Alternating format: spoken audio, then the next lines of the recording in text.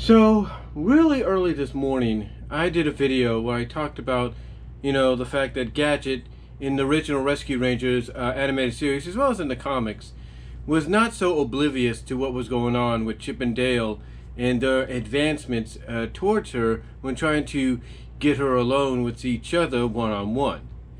And the reason I brought this up is because when you take a look at episodes like I mentioned in the video earlier, how she basically is able to, I guess, alter the plans, the original plans of both Dale and then later on Chip. That's kind of a telltale sign that she knows what's going on, that she is aware of what's happening. I mean, when you look at this Palov Ring A Bell, Dale, suggests basically that they go on a picnic after she finishes fixing the Ranger skate or putting the Ranger skate together. And Gadget basically, one would assume and think that, and believe, I should say, that she assumes he means everybody. And when Dale says, Dale tries to, explain that he only meant her and him, I think when you look at that as a whole, Gadget knows what she was doing. It's like when Dale says, okay, now we can go on a picnic, she knows. She can read between the lines. I mean, she said it herself in the pilot that she has a mind-bashing high IQ that allows her to invent things when she gets bored or something like that.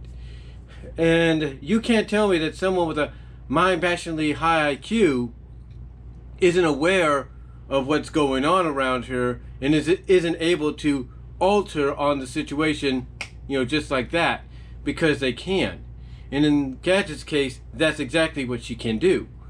Because like I said, as soon as Dale says, okay, now we can go on a picnic, Gadget's high IQ instantly deduces that he means her and him. But since she looks at the Rangers as a family and doesn't want to do anything to divide that family or create any tension, quickly, right on the fly, she alters the plans and announces, hey everybody, we're going on a picnic. And Dale is stuck just flabbergasted trying to explain that he only meant him and her. Now you fast forward to Good Times, Bad Times, where we get introduced to Foxglove, if you will. And at the beginning, we see the Rangers at a drive-in movie, attending a drive-in movie, and it's a romantic kind of Casablanca-like drive-in movie. And you would think, okay, why would the Rangers go as a group to see something like that? And then you get an idea just a few minutes in of exactly what the original idea was. Because you see, Chip and Gadget are in the front. Gadget compliments Chip on the idea for a movie. Chip takes credit for saying, why, thank you, Gadget, I knew you'd like it. Not even mentioning, the others. He says her. He says, I knew you. Not, I knew you and the others. Well, I knew you and the team. I knew the team would like it or anything like that. No, he suggests her. And just as he says this, Dale pops up to the front with some goodies, some treats, some snacks that he got from the concession stand. And how does Chip respond to that? Does he, thank him for the generous offer, but says, we'll pass, we'll wait till later? No. He rudely tells him, you just sit back there. If we need anything, we'll send you a smoke signal. And then you look at Gadget's reaction when Chip did that, and all Chip does is just act like nothing really happened, and then he goes, now. Then he looks at Gadget with this, look in his eyes like, okay, we're going to get it on kind of deal. And then he's like, now, where were we?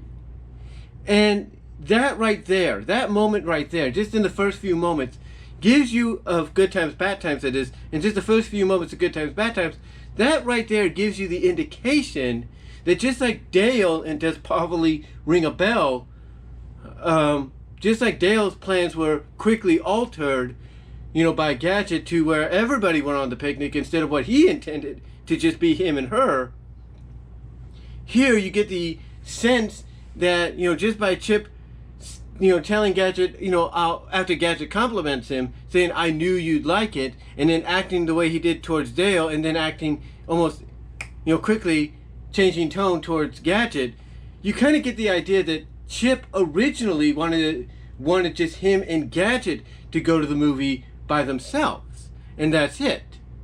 You know, and even though we don't see Gadget make the suggestion on screen that they all go together, and Chip kind of has that similar reaction that Dale had, you know, we are left to assume in our minds, imagine in our minds that that's exactly what happened. Because again, you look at Chip's reaction, you know, instead of being thankful and thanking Dale and saying, hey, well, Palov will work till later on the snacks.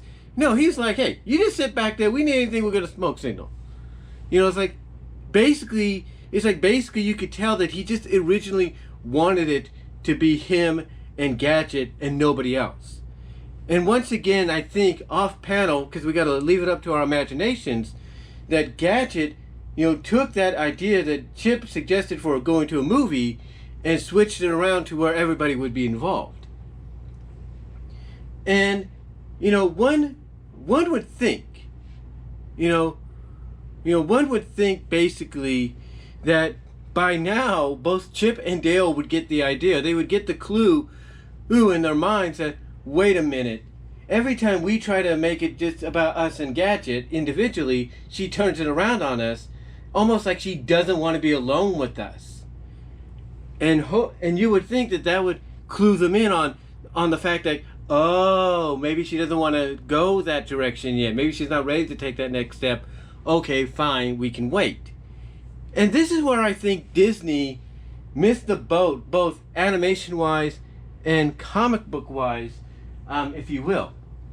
Because what they could have done is they could have added an additional 66 episode if they wanted to, or they could have added a new story in the Disney Afternoon Marvel comics, if you will, or the Disney Adventure magazines, or the Disney comic book original run of the Rescue Rangers.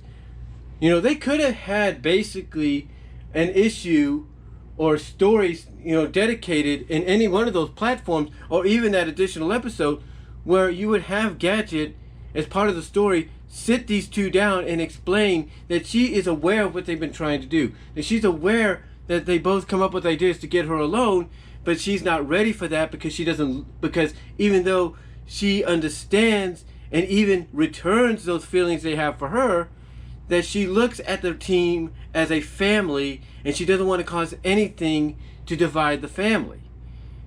You know, so if they did something like that, either way, animation-wise, comic book or whatever, I think it would have worked. And I know some people are saying, well, you know, that was the 80s, early 90s. That probably, nobody would accept that. Nobody would understand that. You forget that basically there was a lot of cartoons, a lot of episodes of Disney Afternoon shows at that time that were dark, and they dealt with that kind of stuff. So it wouldn't be no different if they did something similar with Rescue Rangers. But the reason they never did is because, again, just like, let's say, you know, MLP, FIM, and some of the ships you want to happen there, or you're left to, you know, think about and, you know, inquire about and interpretate. That's exactly what the creators did here. They left the door open for you to interpretate exactly who would go with Gadget or who Gadget would choose. And I think that's I think that's a great idea to, you know, for them to do that, because I'm personally, as I've said before, a Dale and Gadget shipper. I've been so since the show began, because I think they just work right with each other. But I also understand that if you want to keep that, you know, stories line up, that continuity up to where, you know, Gadget, you know, is, you know, aware of those feelings that they have for her, but she's always finding a way to flip any idea they have to be with her individually on its side by involving everybody else.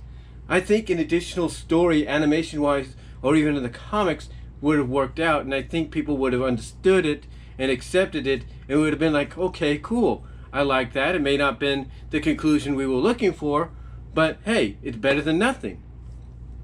Because at least in story, you would have both Chip and Dale understand, oh, this is why she does this. Oh, this is why she changes, you know, our plans to involve everybody else. Okay, we get it. No problem. We understand that now. And even in this story, and even in that kind of story, you could have Gadget, you know, acknowledge the fact that, hey, you have two girls outside of the team that have a thing for you guys. Why don't you try them? So, so to me, I think a story like that, I think a story like that would have worked wonders if they wanted to do it. Because again, like I said in the original video, and like I'm saying here in this follow-up, Gadget is not stupid. She has a mind-bashingly high IQ, and that's the kind of high IQ that basically makes someone like her not so oblivious to what's going on, and makes them very much aware of what's going on, and allows them to alternate on the fly. But what do you guys think? Do you think Gadget has been aware of what both Chip and Dale originally intended to do with Does Palov Ring a Bell and Good Times Bad Times? Do you think she was not so oblivious? Or do you think I'm just making too big of a deal of a small thing? Let me know down below. Let me know down below in the comment section. Let me know in the live chat during the premiere. But what do you guys think? Thank you all for watching. Comment down below if you like. And I am out. Get vaccinated, just like I did today. I got my final vaccination, my final second dose today of the Mandora shot. But yeah, get vaccinated. Stay safe. God bless. Thank you all for watching. And I am out.